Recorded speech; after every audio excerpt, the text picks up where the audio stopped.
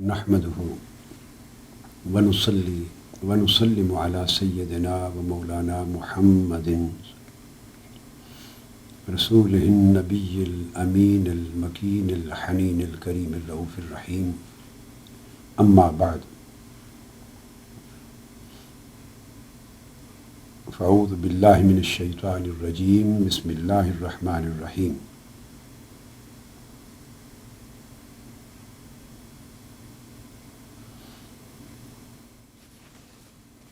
वमा अर्सलनाका इल्ला रहमतल लिल आलमीन।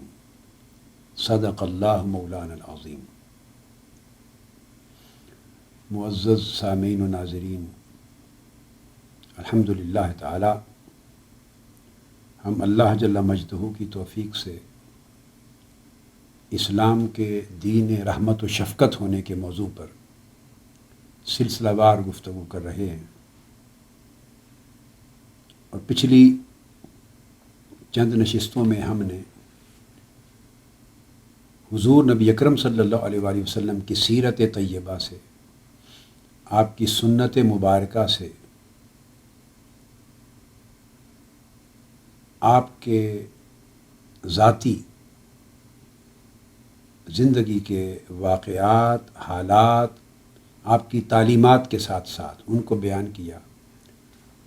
और यही मौजू आज भी इंशाअल्लाह हमारा रहेगा, उन वाक़यात का और उन चंद हालात का और उन तालीमात का तज़किरा बतौर ख़ास हम कर रहे थे पिछली नशिस्तों में और आज भी करेंगे, जिनसे आका अलैहिस्सलातु वस्सलाम की हयात मुबारका में आपके सरापा रहमत व शफ़क़त होने के मज़ाहिर नज़र आते हैं। हुज़ूर अलैहिस्सलातु वस्सलाम की हयात तय्यबा और आपकी सीरत मुबारका का जब हम मुताला करते हैं तो हमें ये बात अज़हर मिन अश-शम्स दिखाई देती है, बग़ैर किसी शक व शुबा के बड़ी क्लैरिटी के साथ दिखाई देती है कि हर मामले में आका अलैहिस्सलातु वस्सलाम का तर्ज़ अमल मबनी बर रहमत होता, मबनी बर शफ़क़त होता।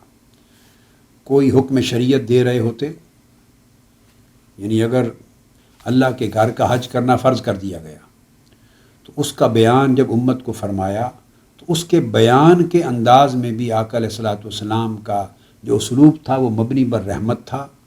और उसकी जो तशरीह फरमा रहे थे, क्योंकि कुरान मजीद में ये कहीं दर्ज नहीं था कि हज करना हर साल फ़र्ज़ है या पूरी ज़िंदगी में एक मरतबा करना फ़र्ज़ है या कितनी बार करना फ़र्ज़ है।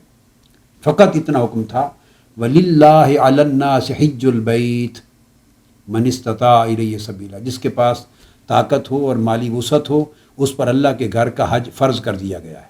कितनी बार कर दिया गया है?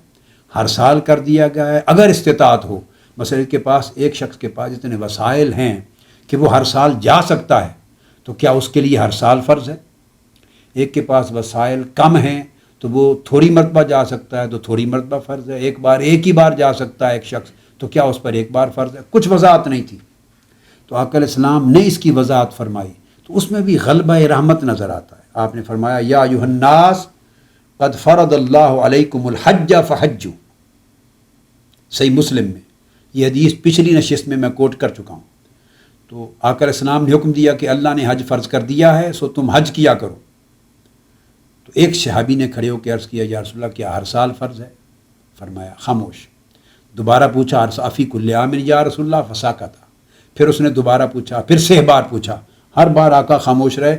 आखिर पे फरमाया, लौ क़ुल्तु नअम लवाजबत ज़रूनी मा तरक्तुकुम।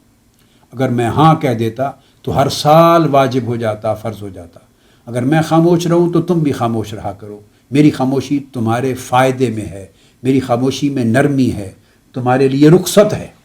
तो आपने देखा कि उस वज़ाहत हुक्म कुरानी में भी सरासा रहमत। तो आका अलैहिस्सलातु वस्सलाम की खिदमत में ये हदीस मैं पिछली नशिस्त में कोट कर चुका हूँ, जिससे आज का मज़मून आगे मिलाने के लिए मैंने पिछली 2 हदीसें कोट कर दी हैं। सिर्फ अबू मसूद अंसारी रज़ी अल्लाह ताला अन्हु फरमाते हैं कि आका अलैहिस्सलाम ने फरमाया, या अय्युहन्नास इन्ना मिनकुम मुनफ़्फ़िरीन।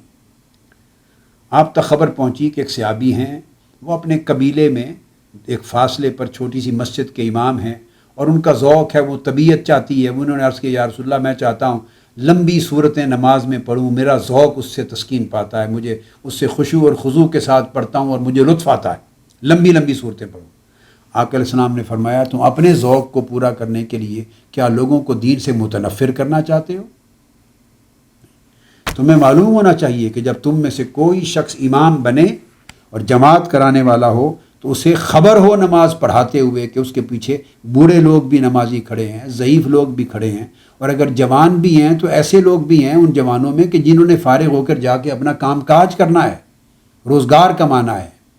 لہٰذا مقتدیوں کا خیال کرتے ہوئے چھوٹی صورتیں پڑھا کرو تاکہ لوگ جلد فارغ ہو سکیں، تکلیف میں مبتلا نہ ہوں۔ تو یہ آپ نے دیکھا کہ بیسک کنسیڈریشن یہ ہوتی، لوگوں کے لیے آسانی، لوگوں کے لیے نرمی، لوگوں کے لیے سہولت، ان پر رحمت، ان پر شفقت۔ یہ آقا علیہ السلام کی پوری حیات طیبہ ایسے انداز فکر کے ساتھ، ایسے انداز عمل کے ساتھ، اس مزاج اور اس طبیعت کے ساتھ اور اس عمل کے ساتھ ہمہ جہت طریق سے معمور نظر آتی ہے، لبریز نظر آتی ہے۔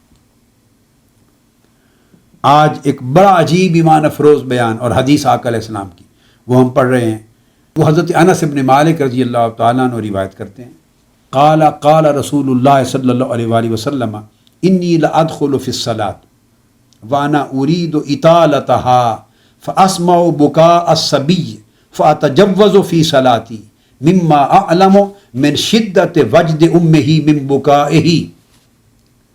آپ فرماتے ہیں کہ میں کئی بار نماز شروع کرتا ہوں، یعنی جماعت کرا رہا ہوں، صحابہ کرام اور صحابیات میرے پیچھے مقتدی بن کے کھڑے ہیں، نماز میں شامل ہیں۔ کئی بار میں نماز کے دوران خواہش کرتا ہوں کہ میں طویل صورت پڑھوں، میرا دل چاہتا ہے، میری طبیعت چاہتی ہے، میرا ذوق چاہتا ہے کہ میں طویل صورت پڑھوں، دیر تک اللہ کے حضور قیام کروں۔ تو میں بعض اوقات شروع کر دیتا ہوں ایک طویل قیام، ابھی کچھ پڑھائی ہوتا ہے، فاسمع بکاء الصبی، تو اچانک مسجد کے بیک سائڈ سے، کونے سے کسی بچے کے رونے کی آواز آتی ہے۔ چھوٹے بچے، ماؤں کے پاس اور خادمائیں تو نہیں ہوتی تھی نا، غریب گھرانے تھے کہ وہ کسی آیا کے پاس چھوڑ کے آئیں تو بچے بھی ساتھ لے کر آتے، چھوٹے بچوں کو ایک فاصلے پر بٹھا دیتی، خود نماز میں شامل ہو جاتی صحابیات۔ اب کوئی بچہ رو پڑا تو رونے کی آواز آ جاتی، فاتجوز فی صلاتی مما اعلم من شدت وجد امہ من بقائہ۔ تو جو ہی بچے کی رونے کی آواز میرے کان پہ پڑتی ہے، آقا علیہ السلام نے فرمایا اپنی نماز کو مختصر کر دیتا ہوں، اپنا ارادہ چھوڑ دیتا ہوں، اپنے ذوق کی وجہ سے یا خدا کے حضور طویل قیام کی سعادت کو چھوڑ دیتا ہوں، نماز مختصر کر دیتا ہوں، اس خیال سے کہ میں سوچتا ہوں کہ کہیں اس کے رونے کی وجہ سے اس کی ماں کو تکلیف نہ پہنچی ہو۔ بچہ روتا رہے گا، ماں کا دھیان اپنے بچے کی طرف جائے گا، اور ماں کی مامتا تڑپتی رہے گی کہ نماز سے فارغ ہوں تو جا کے بچے کو اٹھاؤں۔ تو بچے کے بارے میں ماں کی اس تکلیف کو دیکھ کر میں نماز مختصر کر دیتا ہوں تاکہ جلد فارغ ہوں لوگ اور ماں جا کے ایک ماں اپنے بچے کو اٹھا لے۔ یہ ہے اسلام، یہ ہے سنت مصطفیٰ صلی اللہ علیہ وسلم، یہ ہے سیرت محمدی صلی اللہ علیہ وآلہ وسلم، جس میں اتنا احساس ہے انسانی قدروں کا، انسان کے دکھ درد کا، انسانی مسائل کا، انسان کی شخصی، طبعی اور ذاتی احساسات اور جذبات کا اتنا ادراک ہے اور اتنا احساس ہے کہ آقا علیہ الصلوۃ والسلام نماز میں طول قیام کرنے کا ارادہ چھوڑ دیتے ہیں اور نماز مختصر کر دیتے ہیں، اس خیال سے سریعاً بیان فرما رہے ہیں کہ ایک بچے کی آواز سن کے کہ اس کی ماں کا دھیان چلا گیا ہوگا اور ماں دوران نماز پریشان کھڑی رہے گی۔ تو جو نماز، اس سے بڑھ کر ہیومنزم اور ہیومینٹی، اس سے بڑھ کر کسی دین میں، کسی نظام حیات میں، کسی مذہب میں اور کیا ہوگی؟ اس لیے میں کہا کرتا ہوں کہ اسلام انسانیت میں اور انسانی جذبات کے احساس میں جتنی بلندیوں تک اپنی تعلیمات کو لے گیا ہے، دنیا کا کوئی مذہب اور فلسفہ اس کی گرد کو بھی نہیں پا سکتا۔ بدقسمتی یہ ہے کہ ہم پڑھتے نہیں، ہماری آگاہی نہیں ہے، ہم نے اسلام کو صحیح طور پہ جانا نہیں ہے، اس لیے انکار کرنے والے اسلام کی عظمتوں کو نہ جانتے ہوئے اسلام کے منکر ہیں یا سیکولر مائنڈڈ ہیں، اور اسلام کے دعوے دار اسلام کو گہرائی میں نہ پڑھ کر بسبب جہالت اسلام کے لیے بڑا افسوسناک منظر یا افسوسناک چہرہ پیش کر رہے ہیں، جس سے بدنامی پیدا ہو رہی ہے کہ جو ایک بچے کے رونے کے باعث جو ماں کی مامتا پر ایک احساس بیتتا ہے، اس احساس کی وجہ سے جس اسلام میں پیغمبر اسلام اپنی نماز کو مختصر فرما رہے ہیں. آپ اندازہ کریں وہ اسلام گوارا کر سکتا ہے کسی کی بچے کی گردن کٹ جائے، کسی کے گلے پہ چھرا چل جائے، کسی کے سینے پر بندوق کی گولی لگ جائے، کسی کا گھر جل جائے، کسی کی آبادیاں، انسانی آبادیاں، معصوم بچے بچیاں، عورتیں، مرد، بوڑھے، مریض تباہ و برباد اور ہلاک ہو جائیں، جل جائے، خود کش حملوں کے ذریعے تباہی ہو جائے مخلوق خدا کی؟ کیا اسلام یہ گوارا کر سکتا ہے؟ اور ایسا کام کرنے والے بدبخت خود کو پھر بھی مسلمان سمجھتے ہیں. ان کا رشتہ کس اسلام سے ہے، کس قرآن کے ساتھ ہے؟ وہ بتائیں تو صحیح. کس قرآن کے ساتھ ان کا رشتہ ہے، کس کتاب کے ساتھ رشتہ ہے، کس دین و مذہب کے ساتھ رشتہ ہے؟ اور اسلام کو وہ کیوں بدنام کر رہے ہیں؟ وہ دشمنان اسلام ہیں. ان کو خبر ہی نہیں ہے اسلام کی لطافتوں کی، اسلام کی رحمتوں کی، اسلام کی شفقتوں کی، اسلام کی برکتوں اور اسلام کی عظمتوں کی. انہیں خبر ہی نہیں ہے. اسلام کا تصور آقا علیہ الصلوۃ والسلام نے یہاں تک دیا کہ امت، یہ مختلف مظاہر ہیں نا، میں آپ کو مختلف مظاہر آپ کو بتا رہا ہوں. آقا علیہ السلام اپنے امت کو، صحابہ کرام کو اور امت کو اعتدال کی تعلیم دیتے، موڈریشن کی، بیلنس کی، آسانی کی، ایزینس کی تعلیم دیتے، کنوینئنس کی تعلیم دیتے، مبالغہ پسندی اور انتہا پسندی سے انتہائی منع کرتے، شدت پسندی سے منع کرتے تمام امور میں. اور آقا علیہ السلام فرماتے علیکم من الاعمال ما تطیقون، تمہارے اوپر اس قدر اعمال کا بجا لانا واجب ہے جس کی تم میں طاقت ہے، جو بوجھ اٹھا سکتے ہو. فإن اللہ لا یمل حتی تملوا وإن احب الاعمال الی اللہ تعالی ما دوم علیہ وإن قل. فرمایا اللہ تعالیٰ کسی پر بوجھ نہیں ڈالتا، تنگی میں مبتلا کسی شخص کو نہیں کرتا، کسی کے لیے مشکل پیدا نہیں کرتا جب تک وہ بندہ خود اپنے لیے مشکل پیدا نہ کر لے، اپنے آپ کو ملال میں نہ ڈال لے، اپنے آپ کو خود رنج میں نہ ڈال لیں. اللہ کسی کو رنج میں نہیں ڈالتا. اور اللہ کے ہاں تو محبوب ترین عمل وہ ہے جو بس ہمیشگی سے، تسلسل سے، کنٹینیوٹی کے ساتھ کیا جاتا رہے. وَإِن قَلَّ، خواہ وہ تھوڑا ہی کیوں نہ ہو، اللہ اس سے بھی راضی ہے. اسی طرح آقا علیہ السلام نے یہ حدیث، یہ تذکرہ میں پچھلی کسی نشست میں بیان کر چکا ہوں.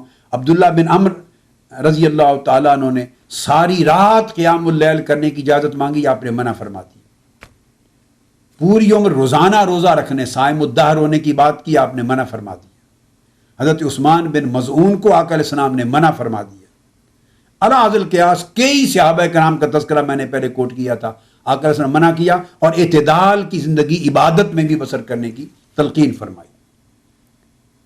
پھر حضور علیہ الصلوۃ والسلام کی وساطت سے امت کے لیے اللہ کی رحمت کا ایک مظہر اور بڑا عجیب ہے کہ آقا علیہ الصلوۃ والسلام امت کے لیے وصال کے بعد بھی، آج بھی اور قیامت تک، ہر وقت، ہر روز، ہر شب، ہر لمحہ، ہر گھڑی امت کے لیے رحمت ہیں. اور ایک یہ نہیں کہ حضور رحمت فرما رہے ہیں صلی اللہ علیہ وآلہ وسلم، نہیں، بلکہ ہر تعلق جو آقا علیہ السلام کا امت کے ساتھ ہے، ہر جہت اور ہر نسبت میں جو آقا کا کوئی معاملہ امت کے ساتھ ہے یا امتی کا آقا علیہ السلام کے ساتھ ہے، اس میں بھی غالب رحمت کا عنصر ہے. اللہ تبارک و تعالیٰ نے حدیث پاک ہے کہ آقا علیہ السلام نے فرمایا ان للہ ملائکۃ سیاحین فی الارض یبلغون عن امتی السلام. دو باتیں فرمائیں. ایک جگہ فرمایا کہ اللہ تعالیٰ کے بے شمار فرشتے ایسے ہیں جن کو اللہ نے مقرر کر رکھا ہے، وہ زمین پر گلی کوچوں میں گھومتے ہیں اور مجالس سے ذکر الہی کی تلاش کرتے ہیں، اللہ کے ذکر کی مجلسوں کو تلاش کرتے ہیں. ان للہ ملائکۃ یطوفون بالطرق یبتغون مجالس الذکر. اللہ کے ذکر کی مجالس کو اور اہل ذکر کو تلاش کرتے ہوئے گلیوں میں چکر لگاتے ہیں، اور جہاں کوئی مجلس ذکر مل جائے ملائکہ سب ایک دوسرے کو بلا کر وہاں بیٹھ جاتے ہیں اور ذکر کی مجلس میں شریک ہوتے ہیں، اور جب مجلس ذکر ختم ہوتی ہے تو پھر اللہ کے حضور جا کے رپورٹ دیتے ہیں. اب یہ حدیث جو میں نے آج پڑھی، اس میں آقا علیہ السلام نے فرمایا، عبداللہ ابن مسعود رضی اللہ تعالیٰ راوی ہیں کہ آقا علیہ السلام نے فرمایا جس طرح اللہ نے اپنے ذکر کی مجالس کے لیے ملائکہ مقرر کر رکھے ہیں، اسی طرح اللہ تبارک و تعالیٰ نے حضور علیہ الصلوۃ والسلام پر صلاۃ و سلام پڑھنے والے لوگوں کے لیے یہ صلاۃ و سلام کی مجالس کے لیے ملائکہ مقرر کر رکھے. وہ فرشتے جو پہلا طبقہ ملائکہ کا، وہ مجالس ذکر کی تلاش میں ہوتا ہے اور یہ دوسرا طبقہ ملائکہ کا مجالس سے صلاۃ و سلام علی النبی کے لیے ہوتا ہے، حلقات السلام کے لیے ہوتا ہے، حلقات الصلاۃ کے لیے ہوتا ہے، حتیٰ کہ ہر فرد کے لیے بھی اگر کوئی حضور پر صلاۃ و سلام پڑھ رہا ہے، یا ایک جماعت اکٹھی یا ایک حلقہ میں بیٹھ کر حضور پہ صلاۃ و سلام پڑھا جا رہا ہے، تو ان کی تلاش میں ہوتے ہیں وہ ملائکہ، فرد ہو یا جماعت، اور کیا کرتے ہیں؟ یبلغونی عن امتی السلام، اللہ کی ذکر کی مجلس میں بیٹھ کر اس ذکر کی خبر اللہ کو جا پہنچاتے ہیں جل مجدہ، اور آقا علیہ السلام کے صلاۃ و سلام کی خبر لے کر اس صلاۃ و سلام کی خبر آقا علیہ السلام فرماتے ہیں کہ مجھے آ کر پہنچاتے ہیں، یبلغونی عن امتی السلام، تو میری امت کی طرف سے صلاۃ و سلام مجھے پہنچاتے ہیں۔ یہ دیکھیے امت کے ساتھ رحمت کا کیا طریقہ ہے، کیا طریقہ ہے، عظیم طریقہ ہے رحمت کا۔ آقا علیہ السلام نے فرمایا کہ جمعہ کے دن کثرت کے ساتھ مجھ پر صلاۃ و سلام پڑھا کرو، تمہارا صلاۃ و سلام مجھ پر پیش کیا جاتا ہے۔ اور ایک حدیث میں آقا علیہ السلام نے فرمایا ان صلاتکم و سلامکم یبلغنی حیثما کنتم، تمہارا صلاۃ و سلام جہاں بھی بیٹھ کے تم پڑھتے ہو مجھ تک خود بخود پہنچتا ہے، بغیر ملائکہ کے ڈائریکٹ مجھے پہنچتا ہے، میں براہ راست سنتا ہوں۔ اور کثرت کے ساتھ حدیث میں فرمایا کہ ان للہ ملائکۃ یبلغونی عن امتی السلام، میری امت کا پڑھا ہوا درود و سلام ملائکہ مجھے پہنچاتے ہیں۔ تو گویا ادباً آپ پوچھیں گے، ذہن میں سوال آئے گا کہ اگر خود سنتے ہیں تو ملائکہ کیوں پہنچاتے ہیں؟ جب خود سنتے ہوتے آقا علیہ السلام پر درود و سلام ہمارا ڈائریکٹلی پہنچ جاتا تو ملائکہ کیوں مقرر کیے گئے کہ حضور کی بارگاہ میں سلام پہنچائیں؟ یا رسول اللہ فلاں شخص آپ پر درود و سلام پڑھ رہا ہے، کیوں پہنچائے گئے؟ بھائی اس کا جواب بڑا سادہ ہے، سمجھ میں آ جائے گا۔ چونکہ میں نے مجلس ذکر کی بات کی، تو اللہ تعالیٰ جب کوئی ذکر کرتا ہے مجلس ذکر میں تو اللہ دیکھتا ہے کہ نہیں خود کہ ہاں میرا کوئی ذکر کر رہا ہے، تو جب وہ خود دیکھتا ہے تو ملائکہ کیوں خبر پہنچاتے ہیں اللہ کو ذکر کی؟ اگر یہ سوال ذہن میں آئے کہ اگر آقا علیہ السلام خود سن سکتے ہیں تو ملائکہ صلاۃ و سلام کیوں پہنچاتے ہیں، تو اس کا جواب ان کندھوں پر بیٹھے ہوئے فرشتوں سے پوچھ لو کہ یہ نامہ اعمال لکھ کر اللہ کو کیوں پیش کرتے ہیں، جبکہ اللہ تعالیٰ ہر چھپے اور ہر ظاہر کام کو خود دیکھ رہا ہے، ہمارے سارے اعمال کو اللہ خود دیکھ رہا ہے، عالم الغیب والشہادہ۔ جب وہ دیکھتا اور جانتا ہے تو ملائکہ لکھ کر اللہ کو کیوں پہنچاتے ہیں؟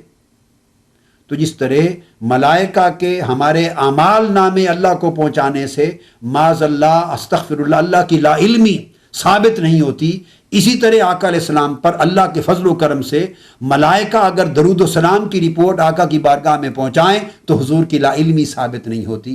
وہ جاننا از خود اور مرتبہ ہے، پہنچایا جانا اور مرتبہ ہے۔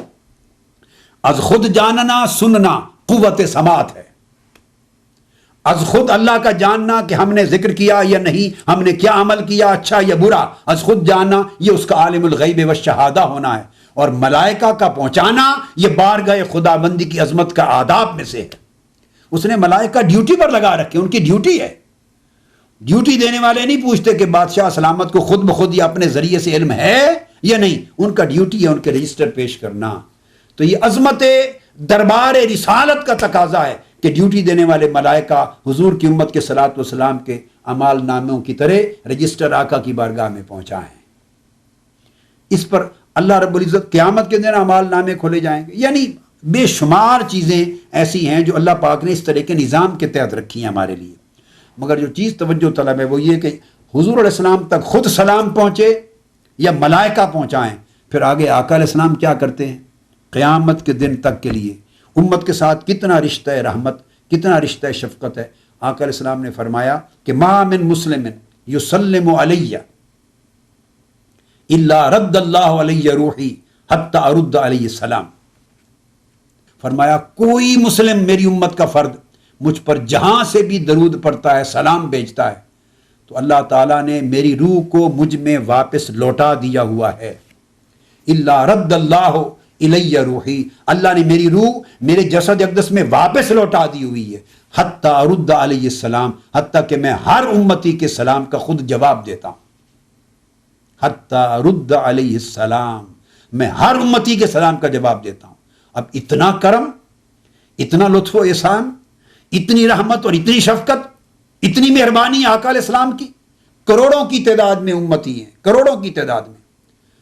ایک وقت میں خدا جانے کتنے ہزاروں لاکھوں افراد دنیا میں حضور علیہ السلام پر درود و سلام پڑھ رہے ہوں گے، ہر ایک کا سنتے بھی ہیں، ہر ایک کا پہنچتا بھی ہے بذریعہ ملائکہ، مگر ہر دو طریق سے سلام جب پہنچتا ہے تو ایک ایک امتی کے سلام کا بنفس نفیس آقا علیہ السلام جواب عطا کرتے ہیں، وعلیک السلام وعلیک السلام وعلیک السلام.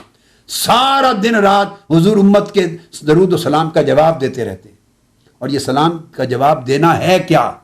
امتی آقا کی بارگاہ میں صلاۃ و سلام بیچتا ہے، اور جب جواب دیتے ہیں ارد علیہ السلام، کہ میں اس کے سلام کا جواب دیتا ہوں، وعلیک السلام وعلیک السلام، اس کا معنی ہے میرے امتی تو سلامت رہے، تو سلامت رہے. تو ہر لمحہ آقا ہر ایک امتی کو جو حضور پہ درود و سلام پڑھتا ہے اس کی سلامتی کی دعا اپنے مبارک لبوں سے کرتے ہیں. یہ ہے رشتہ رحمت.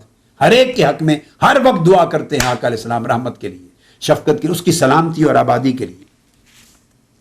اور پھر اس سے بڑھ کر آقا علیہ السلام نے فرمایا ایک اور حدیث، اور وہ حدیث اس کے تمام رجال اس کے بھی صحیح ہیں، اس کے بھی صحیح ہیں. ایک اور حدیث جسے امام بزار نے روایت کیا اپنے مسند میں، امام ہیثمی نے روایت کیا مجمع الزوائد میں، اور حافظ عراقی نے اس کی سند کو جید لکھا، امام سیوطی نے اس حدیث کو صحیح کہا، امام قسطلانی نے صحیح کہا، امام خفاجی نے صحیح کہا، ملا علی قاری نے اس کی سند کو صحیح کہا، اور اس کے تمام رجال صحیح حدیث کے ہیں. وہ کیا حدیث ہے؟ آقا علیہ السلام نے فرمایا حیا، اور پھر نہ صرف یہاں پر بلکہ امام احمد بن حنبل نے اس کو روایت کیا، امام عبد الرزاق نے اس کو روایت کیا، امام ابن ابی شیبہ نے روایت کیا اس کو، اوپر والی حدیث کو امام نسائی نے روایت کیا، امام دارمی نے روایت کیا، امام بزار نے روایت کیا، امام ابو یعلا نے روایت کیا، امام طبرانی نے روایت کیا اسانید صحیحہ کے ساتھ، اور امام حاکم نے اس حدیث کو صحیح کہا، ابن حبان نے صحیح کہا، علامہ ابن القیم نے صحیح کہا.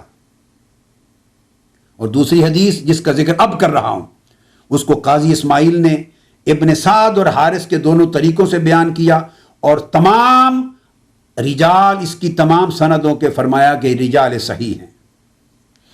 اب وہ حدیث کیا ہے؟ آقا علیہ السلام فرماتے ہیں حیاتی خیر لکم و مماتی خیر لکم وفی روایت حیاتی خیر لکم و وفاتی خیر لکم. فرمایا تُعْرَضُ عَلَيَّ أَعْمَالُكُمْ فما رأيت من خیر حمدت اللہ علیہ وما رأيت من شر استغفرت اللہ لکم. آقا علیہ السلام نے فرمایا لوگو میری حیات ظاہری جس کے ساتھ میں اس وقت صحابہ میں موجود ہوں تم میں، یہ بھی تمہارے لیے خیرات ہے، بہتر ہے، یہ بھی تمہارے حق میں بہتر ہے، یہ بھی تمہارے حق میں رحمت اور شفقت اور فیض ہے. اور میری جب وفات ہو جائے گی میری وفات بھی تمہارے لیے رحمت ہے، شفقت ہے، باعث شفاعت ہے. تو گویا تمہارے لیے میری حیات ظاہری میں بھی خیر ہے، نفع ہے، اور میری وفات میں بھی خیر اور نفع ہے. اور آقا علیہ السلام نے فرمایا تمہیں بتا دوں کیوں، تُعْرَضُ عَلَيَّ أَعْمَالُكُمْ، آج بھی اور میری وفات کے بعد بھی قیامت تک میرا یہ طریق رہے گا اور میرا یہ تعلق تم سے رہے گا کہ قیامت تک آنے والی میری امت کا ہر فرد جو عمل بھی کرے گا وہ عمل براہ راست مجھ پر پیش کیا جائے گا. آج بھی پیش کیا جاتا ہے حیات ظاہری میں، اور بعد وفات میری قبر انور میں بھی مجھ پر پیش کیا جائے گا. تُعْرَضُ عَلَيَّ أَعْمَالُكُمْ، تمہارے سارے اعمال مجھ پر پیش کیے جائیں گے، جس طرح تمہارے درود و سلام قیامت تک میں اگر قبر انور میں بھی ہوں گا مجھ پر پیش کیے جائیں گے. جب آقا علیہ السلام نے یہ بات فرمائی کہ تمہارے سارے درود و سلام جہاں بھی پڑھتے ہو مجھ پر پیش کیے جاتے ہیں، تو صحابہ کرام نے پوچھا، اور یہ حدیث سنن ابی داؤد میں حدیث صحیح ہے، صحاح ستہ میں آئی ہے، یہ حدیث صحیح ہے، یہ بھی اس کی صحت پر کوئی شک نہیں، اس کی اسناد پر. صحابہ کرام نے پوچھا یا رسول اللہ صلی اللہ علیہ وسلم کیا آپ کی وفات کے بعد بھی ہمارے درود و سلام آپ پر پیش ہوں گے اور آپ سنیں گے؟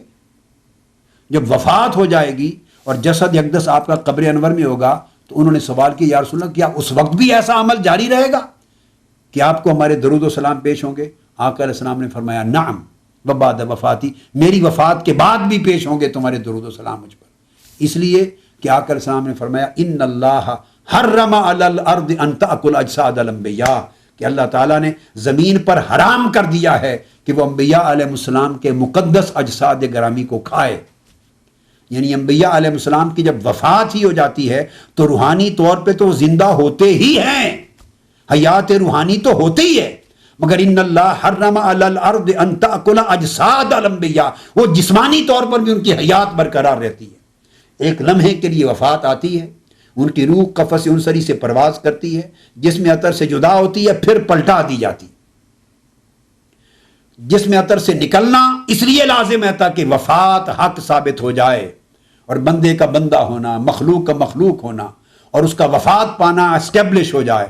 مگر اس لمحہ وفات کے بعد روح واپس جسم میں پلٹا دی جاتی ہے. اس وجہ سے جسم زندہ و سلامت ہوتا ہے. قبروں کے اندر مٹی پر لیٹ کر بھی وہ جسم مٹی سے کھایا نہیں جاتا، سلامت تر و تازہ رہتا ہے. مٹی پر حرام کر دیا گیا ہے. یہ دراصل حدیث صحیح سنن نبی داؤد میں حدیث صحیح ہے، اس کی سند میں کوئی شک نہیں، کوئی کمزوری نہیں. سیاستہ میں اور کسی ائمہ حدیث میں کسی ایک نے اس پر جرا نہیں کیا اور اس پر رد نہیں کیا، اس پر کبھی انکار نہیں کیا. یہ انبیاء علیہ السلام کی حیات جسمانی پر دلالت کرتی ہے یہ حدیث پاک. آقا علیہ السلام نے صحابہ اور علامہ ابن القیم نے اپنی کتاب جلا الافہام میں، اور ہر عالم نے، ہر حدیث کے ہر محدث نے بغیر اختلاف کے اس کو لیا. خواہ امام ابن القیم ہوں، خواہ حافظ ابن کثیر ہوں، خواہ امام جلال الدین سیوطی ہوں، خواہ امام قسطلانی ہوں، خواہ علامہ عینی ہوں، خواہ امام عسقلانی ہوں، صاحب فتح الباری ہوں، خواہ قاضی ایاز ہوں، خواہ امام نووی ہوں. آپ جس کی کتاب اٹھا کے دیکھ لیجئے، تفسیر میں، حدیث کی شرح میں بغیر اختلاف کے ہر ایک نے نہ حدیث کو لیا. حافظ ابن کثیر ہوں تفسیر کبیر میں، ہر ایک نے بغیر اختلاف کے لیا. اتنی مستحکم بات کہ بعد از وفات بھی تمہارا درود و سلام مجھے پہنچے گا کیونکہ جسم کے ساتھ میں سلامت رہوں گا. یہی بات آقا علیہ السلام نے یہاں فرمائی کہ تورد علی اعمالکم وفاتی خیر لکم، میری وفات کے بعد کا زمانہ بھی تمہارے لیے خیر ہے. چونکہ آج بھی تمہارے اعمال مجھ پہ پیش ہوتے ہیں اور قیامت تک بعد از وفات قبر انور میں بھی جس طرح درود و سلام پیش ہوتے رہیں گے، اس طرح تمہارے صبح و شام کے کیے ہوئے سارے اعمال مجھ پہ پیش ہوتے ہیں. اس لیے مسلمانوں کا یہ عقیدہ ہے، امت کے اجماع کے ساتھ یہ عقیدہ ہے کہ قیامت تک آقا علیہ السلام صبح و شام امتیوں کے اعمال آقا علیہ السلام پہ پیش ہوتے ہیں، اور آقا آج بھی اپنی امت کے جمیع اعمال سے آگاہ ہیں، شاہد ہیں، اس کا معائنہ مشاہدہ فرما رہے ہیں، ہر وقت مشاہدہ فرمانے والے ہیں. تمہارے اوپر گواہ ہیں. گواہ کون ہوتا ہے؟ جسے کسی کے اعمال کو جس نے دیکھا ہی نہ ہو، خبر ہی نہ ہو، کیا وہ گواہی دے سکتا ہے؟ آپ چھوٹی سی گواہی قبول نہیں کرتے اگر اس نے مشاہدہ نہیں کیا.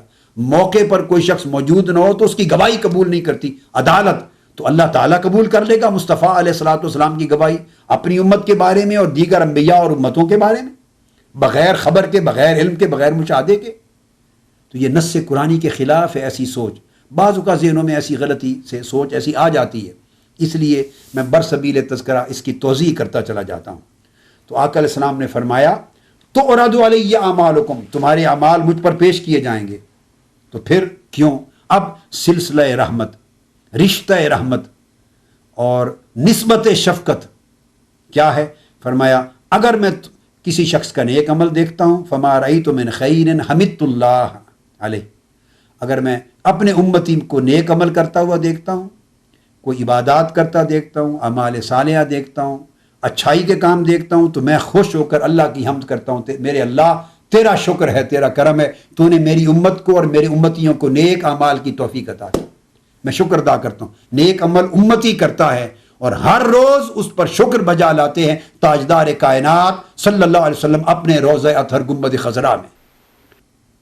وما رأیت من شر، اور اگر میں کسی آدمی کے برے عمل کو دیکھتا ہوں، اب یہ الفاظ آ گئے نا، دیکھتا ہوں کہ اس نے برا عمل کیا، گناہ کا عمل کیا، نافرمانی کا کیا، استغفرت اللہ لکم، تو میں تمہارے لیے اللہ کے حضور توبہ اور مغفرت مانگتا ہوں. امتی اگر برا عمل کوئی کرتا ہے، گناہ کرتا ہے، تو میں اس کے لیے شفاعت کرتا ہوں، استغفار کرتا ہوں، اللہ سے طلب بخشش کرتا ہوں کہ باری تعالیٰ اس کو معاف کر دے. تو صبح و شام آقا علیہ السلام امت کا درود و سلام بھی سن رہے ہیں، امت کے ہر فرد کے سارے اعمال نیک و بد کا بھی مشاہدہ فرما رہے ہیں، ہمارے نیک اعمال پر اللہ کی بارگاہ میں شکر بجا لا رہے ہیں، اور ہمارے اعمال برد کے ارتکاب پر ہر لمحہ ہمارے لیے آقا علیہ السلام اللہ کی بارگاہ میں استغفار فرما رہے ہیں. باری تعالیٰ ان کو بخش دے، ان کو نیکی کی توفیق دے دے، انہیں عذاب نہ دے، ان کا انتقام نہ لے، ان کو توبہ کی توفیق دے دے، معاف کر دے.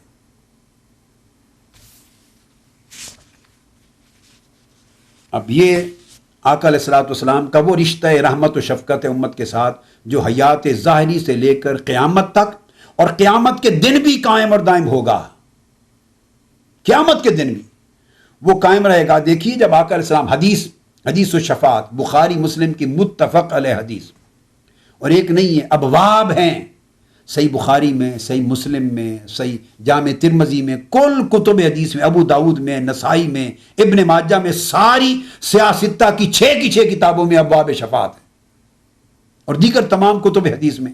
کوئی ایک امام بہقی کی سنن لے لیں، امام طبرانی کی لے لیں، امام حاکم کی مستدرک لے لیں، مسند ابو عوانہ لے لیں، صحیح ابن خزیمہ لے لیں، صحیح ابن حبان لے لیں، مصنف عبد الرزاق لے لیں، مصنف ابن ابی شیبہ لے لیں، کوئی کتاب مسند امام احمد بن حنبل لے لیں، حدیث کی ایک کتاب ایسی نہیں کہ جو درجنوں احادیث شفاعت کے ساتھ معمور نہ ہو، درجنوں۔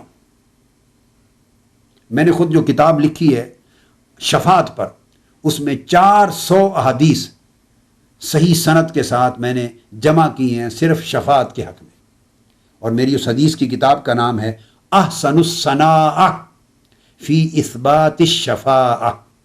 400 یا 450 حدیث کا ذخیرہ ہے میری یہ کتاب صرف شفاعت کے موضوع پر، سینکڑوں حدیث ہیں۔ اب ان میں سے صرف ایک کوٹ کر رہا ہوں، رشتہ رحمت و شفقت بشکل شفاعت قیامت کے دن بھی قائم ہوگا، بعد از قیامت جنت میں بھی قائم رہے گا۔ آقا علیہ الصلوۃ والسلام کا جب وہ جمیع صحابہ کرام، جس کو امام بخاری نے بیان کیا اور امام مسلم نے بار بار متعدد طرق کے ساتھ اور متعدد اسانید کے ساتھ بیان کیا کہ سورج سما نیزے پر ہوگا، ہر شخص پسینے میں شرابور ہوگا، ڈوبا ہوا ہوگا، حساب و کتاب شروع بھی نہیں ہو رہا ہوگا، ہر شخص قیامت کی ہولناکیوں میں تھرا رہا ہوگا، پریشان حال ہوگا، تو کل امتیں مل کر اجتماعی طور پر جلوس بنا کر اجتماعی طور پر جائیں گی کہ کوئی آج اللہ کا ایسا بندہ تلاش کرو جس کے پاس جائیں، مدد طلب کریں، اس سے مدد طلب کریں، اور وہ ہماری سفارش کرے اللہ تعالیٰ کے حضور، تاکہ ہمیں اسے قیامت کی ہولناکی سے نجات ملے، جلد حساب و کتاب شروع ہو، اور جس کا جو معاملہ ہونا ہے وہ نبٹ جائے، اور وہ سیدھا سیدنا آدم علیہ السلام کے پاس جائیں گے۔ یہ بخاری مسلم کی متفق علیہ حدیث ہے، اور متفق علیہ ہونے کے علاوہ حدیث کی ہر کتاب میں اگر 100 کتابیں اٹھا لیں، 100 تو 100 کی 100 کتاب میں مختلف طرق سے یہ حدیث آئی۔ تو سیدنا آدم علیہ السلام سے جا کے عرض کریں گے کہ آپ سب سے پہلے نبی ہیں، آپ ہمارے لیے شفاعت کریں اللہ کے حضور۔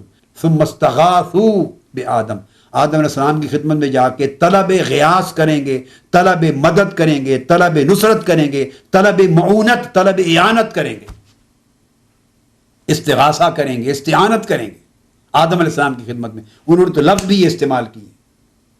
اللہ رب العزت کا قیامت کا دن ہے، عدالت اللہ رب العزت کی قائم ہے، اور ساری مخلوق کو کون توفیق دے رہا ہے؟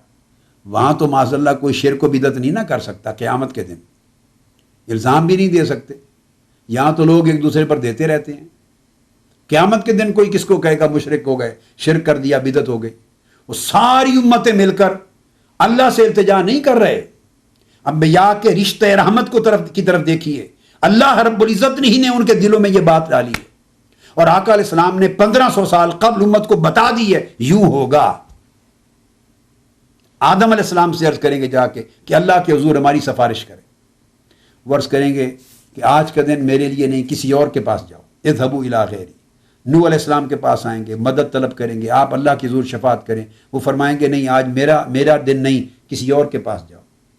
حضرت موسیٰ علیہ السلام کے پاس جائیں گے، عرض کریں گے مدد کریں اللہ کے حضور ہماری سفارش کریں، وہ فرمائیں گے کہ آج کا دن میرے لیے نہیں، کسی اور کے پاس جاؤ۔ حضرت عیسیٰ علیہ السلام کے پاس آئیں گے، ایک ایک در پر انبیاء کے مختلف دروازوں کو کھٹکھٹاتے انبیاء علیہ السلام کے مختلف دروازوں پر سیدنا عیسیٰ علیہ السلام کے دروازے تک آپ پہنچیں گے، عرض کریں گے سیدنا عیسیٰ علیہ السلام آپ مسیح اللہ ہیں، آپ دعا کریں، اللہ کے حضور التجا کریں۔ وہ کہیں گے آج کا دن میرے لیے نہیں، اذهبوا الی محمد صلی اللہ علیہ وآلہ وسلم، آج کا دن محمد مصطفیٰ کا دن ہے۔ سب انبیاء کو شفاعت کا حق ملے گا، مگر وہ شفاعت جو انہوں نے کرنی ہے اس کا موقع بعد میں آنے والا ہے، جب حساب و کتاب شروع ہو جائے گا تب ان کو شفاعت کا اذن دیا جائے گا، کر لو۔ یہ ہے اب حساب و کتاب شروع ہی نہیں ہوا، بگننگ ہے یوم قیامت کی۔ اب یہ اس کو شفاعت کبریٰ کہتے ہیں، شفاعت عظمیٰ کہتے ہیں، شفاعت عامہ کہتے ہیں۔ یہ آقا علیہ السلام کے لیے خاص ہے شفاعت کبریٰ، یہ کسی اور کے لیے نہیں۔ یہ حضور علیہ السلام کی خصوصیت ہے۔ تو آقا علیہ السلام کی بارگاہ میں آئیں گے تو آپ فرمائیں گے انا لہا، یہ میرے لیے ہی مختص ہے۔ تو آقا علیہ السلام پہ سجدہ ریز ہو جائیں گے اللہ کے حضور، اس کی حمد کریں گے، شفاعت کریں گے باری تعالیٰ۔ تو اللہ پاک فرمائیں گے کہ ارفع راسک قل تسمع سل تؤتا وشفع تشفع، اے میرے حبیب صلی اللہ علیہ وسلم، اے محمد صلی اللہ علیہ وسلم، اپنا سر انور اٹھائیے، اپنا سر اٹھائیے، قل تسمع، آپ کہیے، بولیے، آج آپ کو سنا جائے گا۔ سل تؤتا، آپ مانگیے جو مانگنا ہے، جو مانگیں گے آپ کو دیا جائے گا۔ وشفع تشفع، جس کی سفارش اور جو شفاعت کرنا چاہتے ہیں کیجئے، آپ کی شفاعت سنی جائے گی۔ اس کے بعد آقا علیہ السلام پھر دعا کرتے ہیں، حساب و کتاب شروع ہوتا ہے۔ خیر، تو یہ ایک عمل، یہ طویل حدیث ہے، اس کے اندر بڑے ایمان افروز آگے بیانات ہیں، مگر میں بعض اوقات خطابات میں اس کو بیان کر چکا ہوں، آج میں نے اتنا ریلیونٹ حصہ صرف بیان کیا۔ تو قیامت کے دن بھی صرف اپنی امت کے ساتھ نہیں، آدم علیہ السلام سے لے کر اپنی امت تک، عیسیٰ علیہ السلام سمیت تمام انبیاء کی امتوں اور پورے عالم انسانیت کے ساتھ جو تڑپ رہا ہوگا تباذت آفتاب میں، سب کے ساتھ حضور کا رشتہ رحمت، رشتہ شفقت بڑے عروج پر ہوگا۔ ہر ایک کو آقا علیہ السلام اپنے دامن میں سمو رہے ہیں، ہر ایک پر سایہ فگن ہے میرے آقا علیہ السلام سے، ہر ایک پہ کرم فرما رہے ہیں، ہر ایک کو اپنی رحمت اور شفقت کے چشمے سے پلا رہے ہیں۔ تو یہ قیامت میں بھی حضور کی یہ رحمت رہے گی، حیات ظاہری میں بھی تھی، آج حیات برزخی میں بھی ہے، اور حیات اخروی میں بھی ہوگی، اور جنت میں بھی یہ کرم نوازی قائم رہے گی۔ آپ نے دیکھا کہ رشتہ اول تا آخر امت کے ساتھ ہی نہیں بلکہ جمیع امتوں کے ساتھ آقا علیہ السلام کا اپنی شفقت اور محبت اور رحمت پہ قائم ہے۔ تو اتنی وسیع رحمت اور شفقت کا رشتہ رکھنے والے نبی کی امت ہو، اور اس کا لوگوں کے ساتھ رشتہ شفقت و رحمت پر مبنی نہ ہو، کتنے تعجب اور کتنے افسوس کی بات ہو۔ اس لیے اللہ تبارک و تعالیٰ نے وہ بات جو فرمائی وَلَسَوْفَ يُعْطِيكَ رَبُّكَ فَتَرْضَىٰ، یہ جو آیت اتری جس کا ذکر میں غالباً پچھلی نشست میں کر چکا ہوں، اس میں یہ حدیث بھی صحیح مسلم کی ہے، جس میں یہ واقعہ آیا ہے، صحیح مسلم کی حدیث ہے کہ آقا علیہ السلام نے یہ آیت کریمہ پڑھی۔ عبداللہ بن عمرو بن العاص رضی اللہ تعالیٰ عنہ حدیث کے راوی ہیں۔ آقا علیہ السلام نے ان النبی صلی اللہ علیہ وسلم تلا قول اللہ عز وجل فی ابراہیم علیہ السلام رب انہن اضللن کثیرا من الناس فمن تبعنی فانہ منی الی آخر الآیہ، وقال عیسیٰ علیہ السلام ان تعذبہم فانہم عبادک وان تغفر لہم فإنک انت العزیز الحکیم۔ یہ دو آیتیں سورہ ابراہیم کی اور سورہ المائدہ کی، یہ دو آیتیں حضور علیہ السلام نے تلاوت کی کہ آقا علیہ السلام نے سیدنا ابراہیم علیہ السلام کی یہ دعا اور التجا تلاوت کی قرآن مجید میں، اور عیسیٰ علیہ السلام کے یہ دعا اور التجا کے کلمات ان کی تلاوت کی قرآن مجید میں۔ سورہ ابراہیم، سورہ مائدہ اس کی آیت نمبر 36 ابراہیم کی، اور المائدہ کی آیت نمبر 118 فرافع یدیہ وقال اللہم امتی امتی، اپنے دونوں ہاتھ اٹھا لیے اور اٹھا کے عرض کیا اے اللہ میری امت، اے اللہ میری امت، اور پھر رو دیے، گریہ و زاری تاری ہو گئی آقا علیہ السلام پر۔ جب روتے رہے تو فقال اللہ عز وجل، یہ صحیح مسلم کی حدیث ہے، کتاب الایمان باب دعا النبی صلی اللہ علیہ وسلم علی امت ہی، صحیح مسلم کی حدیث ہے صحیح۔ تو اللہ پاک نے بھیجا یا جبریل جا اذهب الى محمد صلی اللہ تعالی علیہ وآلہ وسلم وربک عالم فصلہ ما یبکیک، جا جبرائیل میرے محبوب محمد صلی اللہ علیہ وسلم کے پاس جا اور ان سے پوچھ، حالانکہ رب خود زیادہ جانتا ہے، جا کے پوچھ میرے محبوب۔ اللہ پاک پوچھتے ہیں آپ کو کیا چیز رلا رہی ہے، آپ کیوں رو رہے ہیں؟ فاتاہ جبریل علیہ السلام فسألہ فاخبرہ رسول اللہ صلی اللہ علیہ وسلم بما قال، جبرائیل امین آئے، عرض کیا یا رسول اللہ، اللہ پاک نے مجھے بھیجا ہے اور آپ سے پوچھا ہے، میں پوچھ رہا ہوں آپ کیوں رو رہے ہیں، کیا چیز آپ کو رلا رہی ہے، دکھی غمزدہ کر رہی ہے؟ آقا علیہ السلام نے پوری بات بتا دی، جبرائیل میں نے حضرت ابراہیم اور حضرت عیسیٰ کی یہ دعائیں پڑھی ہیں امت کے باب میں، اور مجھے رونا آ گیا اپنی امت کی یاد کر کے کہ قیامت کے دن کیا ہوگا۔ تو آپ بولے فقال اللہ عز وجل، اللہ پاک نے فرمایا یا جبریل اذهب الى محمد، واپس گئے جا کے عرض کیا باری تعالیٰ یہ سوال کا جواب ہے، حضور علیہ السلام نے یہ فرمایا ہے۔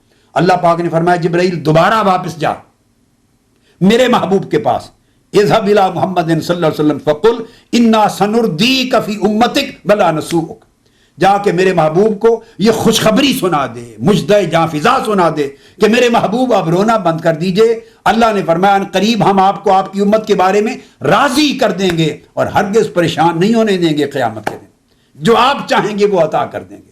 اور یہ آیت اتری وَلَسَوْفَ يُعْطِيكَ رَبُّكَ فَتَرْضَىٰ، ان قریب آپ کا رب آپ کو اتنا عطا کر دے گا قیامت کے، اتنا عطا کر دے گا، اتنا عطا کر دے گا بصورت بخشش و مغفرت آپ کی شفاعت پر کہ آپ خود راضی ہو جائیں گے، اور جب آپ راضی ہو جائیں گے تب اپنا سلسلہ عطا بند کرے گا اور سلسلہ بخشش بند کرے گا۔ آقا علیہ السلام نے ایک اور مقام پہ حدیث آتی ہے، فرمایا جس کو حضرت عبداللہ ابن مسعود رضی اللہ تعالیٰ عنہ روایت کرتے ہیں کہ ایک رات کو آقا علیہ السلام نے خواب دیکھا، دیگر انبیاء کو بھی، ان کی امتوں کو بھی، اور قیامت کے دن جو منظر شفاعت ہوگا وہ دیکھا، سب کچھ خواب میں۔ اور دیکھ کر آقا علیہ السلام فرماتے ہیں کہ کثیر تعداد میں افق بھرے ہوئے تھے، میں نے اپنی امت کے دیکھے تو ان کی بخشش کے لیے میری شفاعت کے ساتھ ثم قیل لی اردیت فقلت ردیت یا رب، ردیت یا رب، مجھ سے کہا گیا میرے محبوب اب آپ راضی ہیں؟ میں نے عرض کیا اے رب میں راضی ہوں، اے میرے رب میں راضی ہوں، اے میرے رب میں راضی ہوں۔ یہ حدیث امام عبد الرزاق نے مصنف میں بیان کی، روایت کی، امام احمد بن حنبل نے مسند میں روایت کی، امام طبرانی نے معجم میں روایت کی، معجم الکبیر میں، اور امام بزار نے اپنے مسند میں روایت کی، امام ابو یعلا نے مسند میں روایت کی، اور امام ابن حبان نے اس حدیث کو صحیح کہا، امام حاکم نے صحیح کہا، حافظ ابن کثیر نے صحیح کہا، علامہ ابن القیم نے صحیح کہا، حافظ ابن حجر اسقلانی نے صحیح کہا، اور کہا کہ امام احمد بن حنبل کی سند، اب امام ابو یعلا کی سند اور امام بزار کی سند، یہ ساری اسانید رجال صحیح کے ساتھ ہیں، ان کے رجال صحیح ہیں۔ اب یہ آقا علیہ الصلوۃ والسلام کا وہ رشتہ رحمت ہے اور رشتہ شفقت ہے۔ اور پھر ایک بات بڑی ایمان افروز ہے جسے ذہن نشین کرنا چاہیے، علامہ ابن حجر الاسقلانی فتح الباری میں بیان کرتے ہیں، فتح الباری میں، کہ آقا علیہ الصلوۃ والسلام کا رشتہ رحمت امت کے ساتھ اتنا مضبوط ہوگا کہ قیامت کے دن 13 مقامات ہوں گے الگ الگ جہاں آقا علیہ السلام قیام فرما ہوں گے، اور 13 مختلف مقامات پر اور مختلف مواقع پر آقا علیہ السلام کی جدا جدا شکلوں کی شفاعت ہوگی۔ کئی حساب و کتاب دینے والوں کے لیے شفاعت ہوگی، ایک شفاعت پل صراط سے گزرنے والوں کے لیے ہوگی، کئیوں کے لیے شفاعت ہوگی جہاں نامہ اعمال تل رہے ہوں گے، کئی پورے اہل روز محشر کے لیے شفاعت ہوگی جب حساب و کتاب شروع نہ ہوا ہوگا، جس کا ذکر ابھی تھوڑی دیر پہلے میں نے حدیث پاک کے ذریعے کیا، بخاری مسلم کا۔ کئیوں کی شفاعت ہوگی جب حساب و کتاب شروع ہو چکا ہوگا، کئیوں کی شفاعت ہوگی کہ جب ان کے لیے اذن جہنم دے دیا ہوگا اور پرچی جہنم کے داخلے کی تھما دی گئی ہوگی۔ آقا علیہ السلام کئی ایسے حقداران شفاعت کو جہنم کے میں داخلے کی پرچی ہاتھ میں تھمی ہوئی دیکھ کر جنت میں لے جائیں گے، دوزخ میں جانے سے روک لیں گے۔ کئیوں کی یہ شفاعت ہوگی۔ کئیوں کی شفاعت ہوگی کہ دوزخ میں جا چکے ہوں گے اور وہ اپنا عذاب اپنے حصے کا بھگت چکے ہوں گے، آقا علیہ السلام جا کر دست اقدس سے ان کو دوزخ سے نکال کر جنت میں بھیج دیں گے، اور جب جنت میں بھیجیں گے آقا علیہ السلام کی شفاعت سے، تو یہ بھی ایک شفاعت کی قسم ہوگی۔ پھر کئیوں کی شفاعت ہوگی جنت میں داخلے کی، کئیوں کی شفاعت ہوگی جو جنت میں اپنے اعمال کے مطابق خاص خاص مقامات اور درجات پہ آباد ہو گئے ہوں گے، حضور کی شفاعت سے ان کے درجات کی بلندی کی جائے گی اور قربتیں عظمتیں عطا کی جائیں گی۔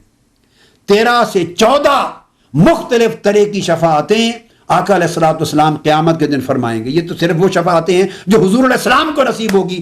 آقا علیہ السلام کی شفاعتوں کی شکل میں ایک نہیں 14 قسموں کی، الگ الگ قسموں کی شفاعتیں، 14 قسموں کی شفاعتوں کی شکل میں۔ یہ تو حضور کا رشتہ ہوگا امت کے ساتھ، رحمت کا، شفقت کا، کرم نوازی کا، لطف و احسان کا، اور پھر اللہ پاک دیگر انبیاء کو اذن دے گا کہ اب میرے مصطفیٰ نے شفاعت کر لی، 14 شفاعتیں ہو گئیں، انبیاء تم بھی اپنی امتوں کے لیے شفاعت کر لو۔ پھر انبیاء شفاعت کریں گے، صحیح بخاری میں آتا ہے، صحیح مسلم میں آتا ہے، متفق علیہ ہے، اور کل سیاستہ کی کتب میں یہ ابواب ہیں شفاعت کے، کہ پھر انبیاء کی شفاعتیں ہوں گی، وہ شفاعت کریں گے۔ پھر ملائکہ کو اذن ہوگا، ملائکہ تم شفاعت کرو، پھر ان کی شفاعت سے بخشش ہوگی۔